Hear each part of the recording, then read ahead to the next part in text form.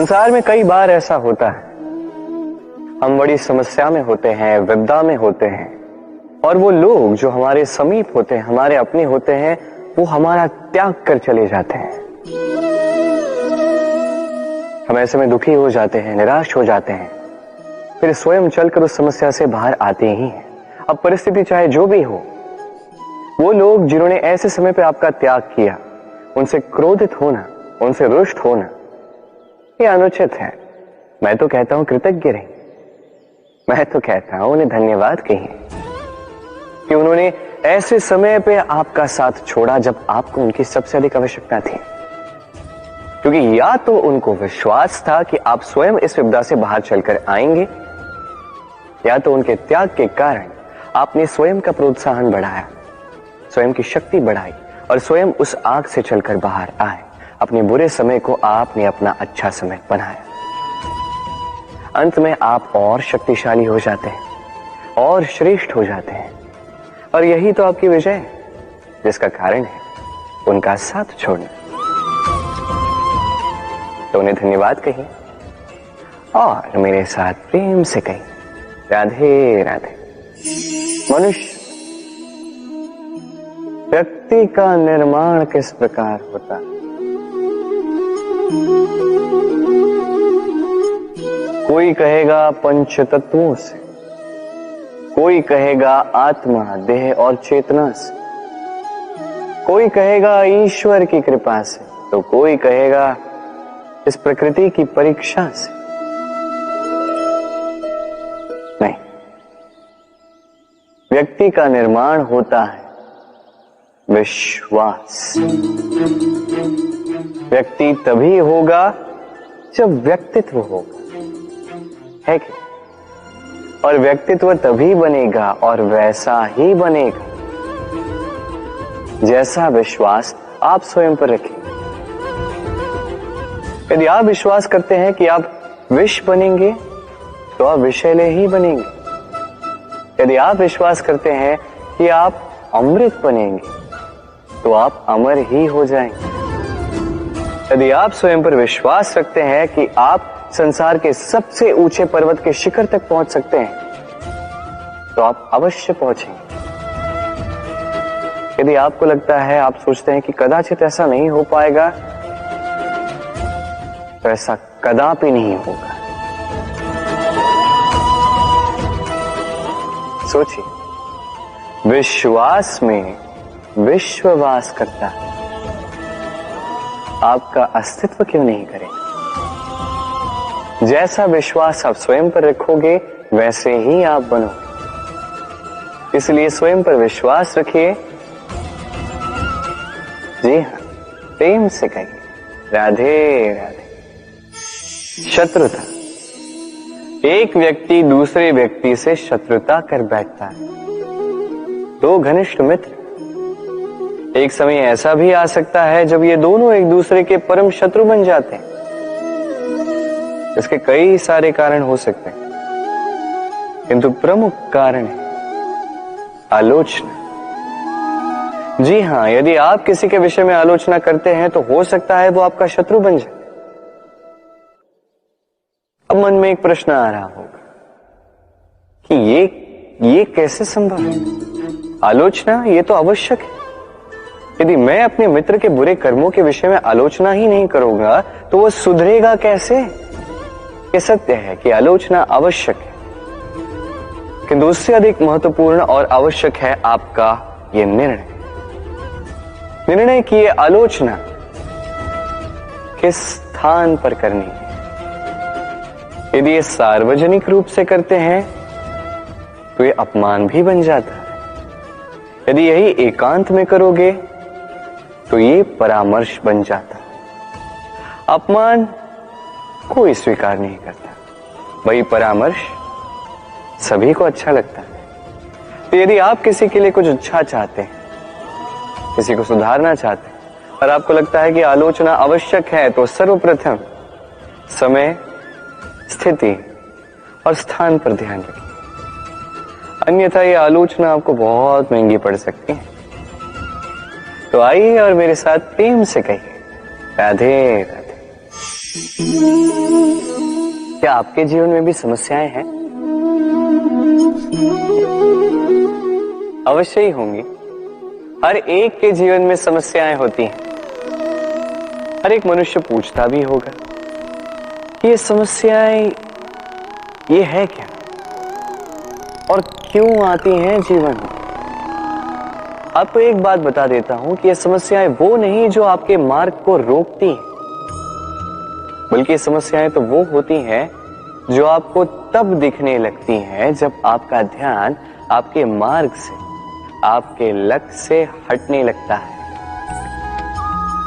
और इन समस्याओं को दूर करने का, इन्हें सुलझाने का एक ही साधन है, अपना सारा ध्यान पुनः एकाग्रित कीजिए अपने मार्ग पर, अपने लक्ष्य पर। आपका सारा ध्यान यदि केंद्रित होगा आपके लक्ष्य पर तो ये समस्याएं दूर रहेंगी। यदि ऐसा नहीं हुआ, यदि आपका ध्यान थोड़ा भी भटक गया तो ये सारी समस्याएं दिखने लगती हैं और बढ़ने भी लगती हैं। देखिए, जहां आपका निशाना है, बाण तो वही चलाना है, तो दृष्टि भी तो वही होनी चाहिए ना। तभी तो आप उस लक्ष्य को भेद पाओगे। इसलिए स्मरण रखिए, सदैव ध्यान रखिए अपने मार्ग, उसी पर आगे बढ़ते जाइए अपने लक्ष्य की ओर। जैसे जैसे आगे बढ़ते जाओगी ये समस्या स्वयं पीछे छूट जाएंगी। तो आई और मेरे साथ प्रेम से कहिए, राधे राधे। हमारे मन में सदैव एक प्रश्न आता ही है, ये जीवन जो ईश्वर ने हमें दिया, एक जीवन ईश्वर ने एक आत्मा दी है पृथ्वी पर जीने के लिए। जहां तक हमें ज्ञात है हमारे पास एक ही जीवन है, तो हम अवश्य ये सोचेंगे कि इसको सुधारा कैसे जाए। हर एक व्यक्ति सोचता है कि मैं क्या करूं जिससे ये जीवन सुधर सके, कौन सा कर्म करूं, कौन सा पुण्य करूं, कौन सा शास्त्र पढ़ूं जिससे मुझे वो ज्ञान मिले जिससे मैं अपने जीवन को सुधार पाऊं। समस्त जीवन व्यतीत कर जाता है इन प्रश्नों के उत्तर खोजने में, वो शास्त्र समझने में। कई सारे लोग फिर भी समझ नहीं पाते। चलिए आज मैं आपको एक सरल सी बात बताऊंगा जिससे आप इस जीवन को सुधार सकते हैं। जीवन, जिह्वा, इन दोनों की एक ही राशि। जिह्वा यानी आपकी वाणी, इस वाणी को नियंत्रण में रखिए, इसे सुंदर बनाएंगे, मधुर वाणी रखिए, जितना हो सके इसे सुधारिए, आपका जीवन सुधर जाएगा। क्योंकि वाणी ये होती अत्यंत शक्तिशाली, ये एक ऐसा बंधन है जो सामने वाले व्यक्ति को आपके व्यक्तित्व के साथ बांध देता है। तो इस वाणी को सुधारिए, इसे सुंदर बनाइए, आपका जीवन अपने आप ही सुंदर हो जाएगा। और आई और इसी मधुर और सुंदर वाणी के साथ कहिए, राधे राधे। हम सदैव ऐसे लोगों के समीप रहना चाहते हैं जिनके बोल बड़े मीठे होते हैं, जिनका व्यवहार हमें अच्छा लगता है, जो दिखते अच्छे हैं, जो हमें भाते हैं। और सदैव ऐसे लोगों से दूर रहने का प्रयास करते हैं जो हमें नहीं भाते, जिनकी बातें हमें चुभती हैं, कड़वी होती हैं, जिनकी बातें हम सदैव प्रयास करते हैं इनसे दूर ही रहें, है कि नहीं? किंतु यदि वास्तविकता देखें तो कड़वाहट ही है जो जीवन में मरहम का काम करती है। औषधि कड़वी ही होती है, किंतु क्या करती है? हमें ठीक कर देती है। उसी प्रकार प्रेम का ये पत्ता, ये भले ही कड़वा लगे, खट्टा लगे, इसका फल ये सदैव आपके स्वास्थ्य का लाभ ही करता है। इसलिए यदि कोई आपकी बुराई करे, आपको कड़वे बोल बोल दे, आपके विषय में आलोचना करे, तो आवश्यक नहीं कि वो आपका शत्रु है। हो सकता है आपका मित्र हो जो केवल आपका भला चाहता है, आपको सुधारना चाहता है, आप में परिवर्तन लाना चाहता है। इसलिए कभी भी किसी के प्रभाव में आकर प्राथमिक रूप से किसी को देखकर यह निर्णय ना ले कि वो आपका शत्रु है या आपका मित्र। ऐसे भी शत्रु होते हैं जो गुड़ की भांति मीठी मीठी बातें करके आपको विष पिला जाते हैं, और ऐसे भी मित्र होते हैं जो नीम की भांति कड़वे होते हैं पर आपको अमृत दे जाते हैं। एक अंतर करना सीखना है, कौन उचित मित्र है, कौन उचित शत्रु है। ये अंतर जब आप सीख जाएंगे तब आप इस संसार के सबसे सुखी प्राणी बन जाएंगे। ये अंतर सरल नहीं किंतु आवश्यक अवश्य है। राधे राधे। ये पंछी बड़े ही प्यारे होते हैं, मुझे बहुत अच्छे लगते हैं। आपने कभी सुना होगा कुछ ऐसे भी पंछी होते हैं जिनके पास पंख तो होते हैं पर उड़ नहीं पाते, चाहते हैं कि आकाश की ऊंचाइयों में जाकर बादलों से बातें करें, कर नहीं पाते। अभी संसार में होती हैं पतंगे भी, इनमें ना जीभ है, ना प्राण, ना ही पंख है, पर ये अंबर से बातें करती हैं, पवन के वेग के साथ खेलते हैं, मचलते हैं, इतलाते हैं, अंबर में जीवन के कुछ पल व्यतीत करते हैं। कारण क्या है? कारण है डोर। ये डोर यदि उचित व्यक्ति के हाथों में हो तो एक कागज की बनी पतंग भी आसमान की ऊंचाइयों में तैर सकती है। अब ये डोर क्या है? ये डोर होती है प्रेम, ये डोर होती है विश्वास की, और ये आप देते हैं उनके हाथों में जिन पर आप विश्वास करते हैं, जिन्हें आप अपना सर्वस्व मानते हैं। और सोचिए, ये प्रेम और विश्वास की डोर यदि आपने उचित व्यक्ति के हाथों में दे दी तो आप कितनी ऊंची उड़ान उड़ सकते हैं, आसमान की ऊंचाई तक पहुंच सकते हैं, बादलों से बातें कर सकते हैं, पंछियों के बीच उड़ सकते हैं, जो चाहे कर सकते हैं। बस ये व्यक्ति उचित होना चाहिए, एक ऐसा व्यक्ति जिसके मन में आपके प्रति प्रेम, एक ऐसा व्यक्ति जिसके मन में स्वार्थ नहीं परमार्थ, एक ऐसा व्यक्ति जो आपके भीतर के अस्तित्व को आपके बाहर लाए, उसे निखारे। तो प्रेम कीजिए, आनंदित होते जाए, और इसी आनंद के साथ कहिए राधे राधे। धन, धन किसी के लिए मोह है तो किसी के लिए मान, किसी के लिए भाग्य है तो किसी के लिए कर्मों की इच्छा है। देखा जाए तो यह धन कहीं ना कहीं मनुष्य के लिए अत्यंत आवश्यक भी, पर इसलिए मनुष्य जो है अपना समस्त जीवन व्यतीत करता है इस धन को अर्जित करने। अनेक मनुष्य ऐसे भी होते हैं जिनका समस्त जीवन इसी धन में बीत जाता है। हर एक मनुष्य प्रयास करता है कि वो धनी बने, अधिक से अधिक धन अर्जित कर सके, संपन्न बना रहे। और ऐसा क्यों ना? क्योंकि यही एक वस्तु है जो आदान प्रदान व्यवहार में काम आती है। प्रयास हर मनुष्य करता है, धन अर्जित हर मनुष्य नहीं कर पाता। कारण ये कि मनुष्य सोचता है मेरे पास कुछ धन आ जाए तो मैं कुछ करके दिखाऊं। धन सोचता है कि ये मनुष्य कुछ कर दिखाए तो मैं उसके पास आऊं। इसलिए करके दिखाए। ऐसे श्रेष्ठ कर्म कीजिए कि धन स्वयं आपके पीछे भागने लगे। आप यदि धन के पीछे भागोगे तो आप अपना संतोष खो दोगे, किंतु यदि यही धन आपके पीछे भागने लगे तो आप महान कहलाओगे। इसलिए कर्म कीजिए, श्रेष्ठ कर्म कीजिए। ये धन तो फल स्वरूप आपके पीछे आएगा ही आएगा। तो आइए और मेरे साथ प्रेम से कहिए राधे राधे। वर्णमाला का सबसे पहला अक्षर होता है क। कदाचित इसीलिए इस जीवन का, इस संसार का सबसे पहला और सबसे महत्वपूर्ण गुण है कर्म। अब ये कर्म क्या है? जन्म से लेके मृत्यु तक के इस जीवन काल में मनुष्य जो कुछ भी करता है, ये होते हैं उसके कर्म।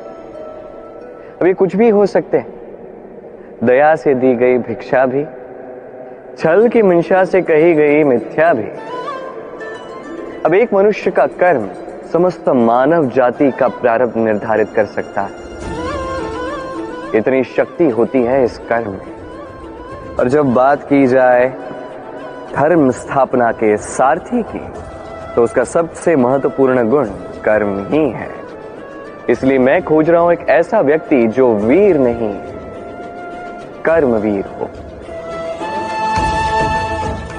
क्योंकि इस रथ की रास हो या इस संसार की आस, दोनों को वही संभाल सकता है।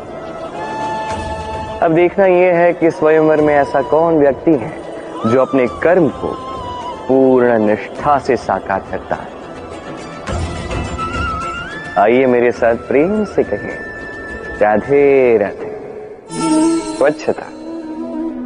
वर्तमान की ये पीढ़ी पुरानी पीढ़ियों का जो अति शुद्धता का अभ्यास है, इसका उपहास करती है, इसे मूर्खता समझती है। समझ ही नहीं पाती क्यों? हमारी माता, दादी, नानी, कई बार हमने देखा है प्रातः उठ के सबसे पहले स्नान करते हैं। क्यों? समझ नहीं पाते। क्यों बात बात पर चौका और आंगन स्वच्छ किया जाता है? समझ ही नहीं पाते। कई सारे लोग इसे धार्मिक अंधविश्वास कहते हैं, किंतु यदि मैं आपको सत्य बताने जाऊं तो हर धर्म वैज्ञानिक होता है। हर कर्म के पीछे विज्ञान अवश्य छिपा होता है। बस हर एक व्यक्ति उसके विषय में कितना सोचता है, क्या समझता है और क्या कदम उठाता है, ये भिन्न है और उतना ही महत्वपूर्ण भी। पर विज्ञान अवश्य है। आज भी जब मैं घर जाता हूं, मैया सबसे पहले मुझसे हाथ पैर धुलवाती है, तत्पश्चात बाकी सब। इसलिए आप स्वच्छ रहिए, आप स्वस्थ रहिए, तभी आप भक्ति कर पाएंगे, तभी इस संसार को संभाल सकने की शक्ति अर्जित कर पाएंगे। तो स्वच्छता साधिए, सब साथ जाएगा। राधे राधे। सोच, ये सोच सच बनकर सामने आती है, ये कठोर सत्य है। क्योंकि सोच ही वो बीज है जो सत्य रूपी पौधे को जन्म देता है, उसे विकसित करता है। अब सोचिए, यदि ये बीज ये अकड़े का हुआ तो ये छाया नहीं, ये केवल कांटे देगा। वही यदि ये बीज बरगद का होगा तो वो एक ऐसे वृक्ष में विकसित होगा जो अनेक वर्षों तक, अनेक पीढ़ियों को छाया देगा, पंछियों को घर देगा। उसी प्रकार ये सोच, यदि ये सोच छोटी सोच हुई तो आपको शंकाएं ही देगी। यदि ये सोच बड़ी हुई तो आपको समाधान देगी। तो सोच समझकर अपनी ये सोच चुनिए। ये सोच आपको शंका भी दे सकती है, समाधान भी दे सकती है। क्या चुनेंगे आप, शंका या समाधान? छोटी सोच या बड़ी सोच? चयन आपका है। आइए मेरे साथ प्रेम से कहें, राधे राधे। जीवन और मृत्यु दोनों जीवन के दो अटल सत्य हैं। जिसने जन्म लिया है उसे मृत्यु प्राप्त होनी है, यही नियति। अब एक बात है, मृत्यु सभी को आती है, जीवन जीना सबको नहीं है। समस्त जीवन व्यतीत कर जाते हैं किंतु जीवन जी नहीं पाते, समझ ही नहीं पाते करना क्या है। जीवन जिए तो जिए कैसे?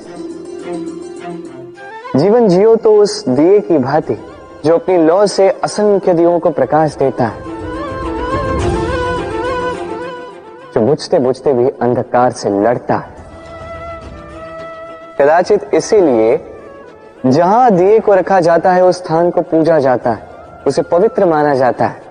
एक बात तो है, मृत्यु सभी को आनी है, चाहे मैं, चाहे आप, चाहे हर कोई एक न एक दिन संसार से जाने वाला है। किंतु आपने इस जीवन में किया क्या, ये महत्व रखता है। और जिसे जीवन जीना आ गया वो मृत्यु के पश्चात भी जीवन जीता है, वो अमर बन जाता है। आप भी यही कीजिए और मेरे साथ प्रेम से कहिए, राधे राधे। क्या आपने कभी दर्पण देखा है? क्या हम में से ऐसा कौन है जिसने दर्पण नहीं देखा? सभी ने दर्पण देखा है, दर्पण में स्वयं का प्रतिबिंब भी देखा है। किंतु किसने सोचा कि उस दर्पण के पीछे क्या है, उस प्रतिबिंब के पीछे क्या होगा? होता कुछ ऐसा है कि उस कांच के पीछे एक धातु की परत चढ़ाई जाती है, जिस कारण से जब हम देखते हैं तो हमें अपना प्रतिबिंब दिखता है। अर्थात कांच को कुछ इस प्रकार कर दिया गया है कि प्रकाश जिस ओर से जाता है उसी ओर पुनः वापस लौट के आता है, तभी वो दर्पण कहलाता है। यही है जीवन का सत्य भी। यदि हम अपना पूरा ध्यान केवल लक्ष्य की ओर केंद्रित करते हैं, यहां वहां नहीं भटकते हैं, तो न केवल हम अपना लक्ष्य प्राप्त करने में सफल होते हैं, बल्कि हम दूसरों का मार्गदर्शन करने में भी सफल होते हैं। तो क्या आप बनना चाहेंगे ऐसा व्यक्तित्व? चयन आपका है। राधे राधे। हम मनुष्य कितने विचित्र होते हैं। जब भूल हमसे होती है तब हम चाहते हैं समझौता। यही भूल किसी और से हो तो हम चाहते हैं न्याय। क्यों? एक ही परिस्थिति में दोहरा व्यवहार किस लिए? देखिए, यदि समझौता, न्याय, प्रतिकार या प्रतिघात के स्थान पर हम केवल प्रेम से भर दें, तो न हमें समझौते की आवश्यकता होगी, ना न्याय की आकांक्षा होगी। क्योंकि मनुष्य समझौता या न्याय केवल तभी चाहता है जब कुछ लेना चाहता है, किंतु प्रेम में तो सब कुछ अर्पण कर दिया जाता है। स्मरण रखिएगा, सबसे बड़ा समझौता और सबसे बड़ा न्याय केवल प्रेम ही है। तो आइए और इसी प्रेम के साथ कहिए, राधे राधे। कई बार हम जीवन में निराश हो जाते हैं, ये सोच के कि निरंतर प्रयास करने के पश्चात भी हमें हमारा लक्ष्य नहीं मिलता।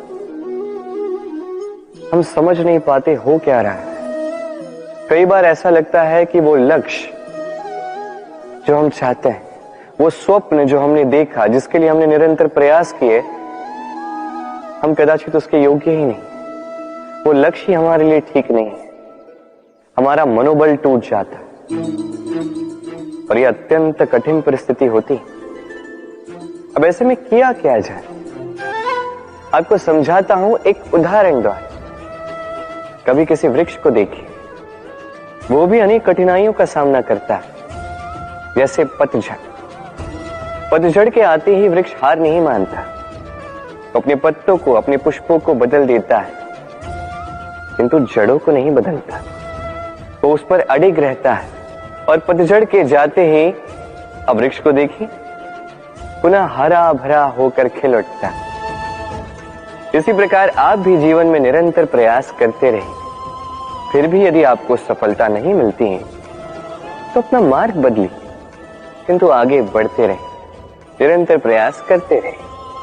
किसी न किसी मार्ग से, कहीं ना कहीं से आप पहुंचोगे तो आप जानोगे कि आपकी सफलता आप ही की प्रतीक्षा कर रही है। राधे राधे।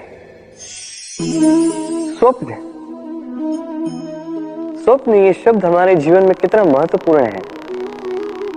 कुछ स्वप्न ऐसे होते हैं जो हम रात्रि की मीठी निद्रा में देखते हैं, तो कुछ स्वप्न हम खुली आंखों से देखते हैं।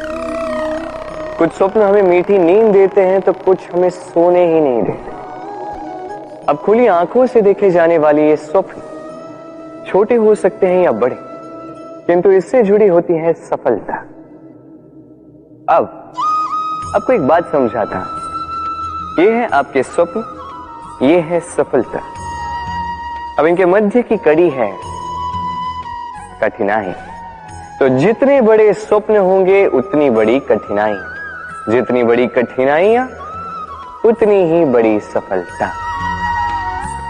स्मरण रखिए, सबसे ऊंची उड़ान भरने के लिए बाज को मेघों से ऊपर उठकर उड़ना पड़ता है। तो इन कठिनाइयों से दूर मत भागिए। अवश्य ये वही कठिनाइयां हैं जिनसे संसार दूर भागता है। ये वही कठिनाइयां हैं जो हमारे जीवन में ना आए इसलिए लोग प्रार्थना करते हैं, किंतु ये वही कठिनाइयां हैं जिसका सामना करके आपको वह सफलता प्राप्त होगी, आपको आपका लक्ष्य प्राप्त होगा। तो आइए मेरे साथ प्रेम से कहें, राधे राधे। जीवन क्या है? ये जीवन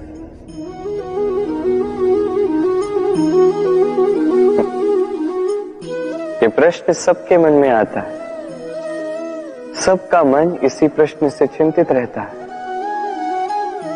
है क्या ये जीवन? इसका उद्देश्य क्या है? करे क्या इस जीवन में? क्या ये जीवन कुछ पाना है या ये जीवन कुछ खोना है? क्या ये जीवन वो है जहां हमें परमात्मा के पीछे जाना है या हमें स्वयं को अपने सपनों के पीछे दौड़ाना है? क्या है ये जीवन? ये जीवन अत्यंत सरल है, एक शांत जल की भांति है, एक दर्पण की भांति है। ये जीवन है ठीक एक दर्पण की भांति। दर्पण क्या करता है? आपको वही दिखाता है जो आप करते हैं। आप मुस्कुराकर दर्पण में देखिए, दर्पण आपको आप ही का मुख दिखाएगा मुस्कुराते हो। आप रूठ कर दर्पण में देखिए, दर्पण आपको वही दिखाएगा। आप खिलखिलाकर दर्पण में देखिए, दर्पण आपको वही दिखाएगा। यही है जीवन, एक दर्पण की भांति। ये मत सोचिए कि इस जीवन ने आपको क्या दिया है। सोचना ये है कि आपने इस जीवन को क्या दिया। यदि आप इस जीवन को सुख देते हैं, आनंद देते हैं, प्रेम देते हैं, तो ये जीवन भी आपको सुख, आनंद और प्रेम ही देगा। तो आइए और इसी सुख, आनंद और प्रेम से कहिए, राधे राधे। कन्या स्वयं ही लक्ष्मी होती है। विवाह में उससे भी अधिक कुछ और मांगना या उसकी अपेक्षा भी रखना यह अनुचित है। दहेज देने की ये प्रथा अनुचित है। और ये सोच कि विवाह में दहेज देना यह आपका कर्तव्य है, ये सोच मूर्खता है। विवाह ऐसा होना चाहिए जहां व्यक्ति मन में अपनी पत्नी को स्वीकार करे, उस कन्या को स्वीकार कर ले पूर्ण रूप से। वही होता है सच्चा प्रेम। कहा जाता है व्यक्ति को अपने चरण दृढ़ रखने चाहिए, कि जहां चरण होंगे उसी के अनुसार मार्ग होगा, उसी के अनुसार लक्ष्य भी होगा। किंतु क्या केवल इन चरणों पर ध्यान देना ही पर्याप्त है? नहीं, इससे कहीं अधिक महत्वपूर्ण होता है आचरण। जैसा आपका आचरण होगा उसी दिशा में आपके चरण होंगे। यदि आपका आचरण उचित हुआ, श्रेष्ठ हुआ, तो देखिए आप पर्वत के शिखर पर भी पहुंच सकते हैं। किंतु यदि ये उचित ना हुआ तो आप उसी शिखर से नीचे धरा पर भी गिर सकते हैं। हाँ, गति के लिए चरणों पर ध्यान देना अति आवश्यक है, किंतु प्रगति के लिए आचरण ही अति आवश्यक है, उसके बिना नहीं होगा। आइए मेरे साथ प्रेम से कहें, राधे राधे।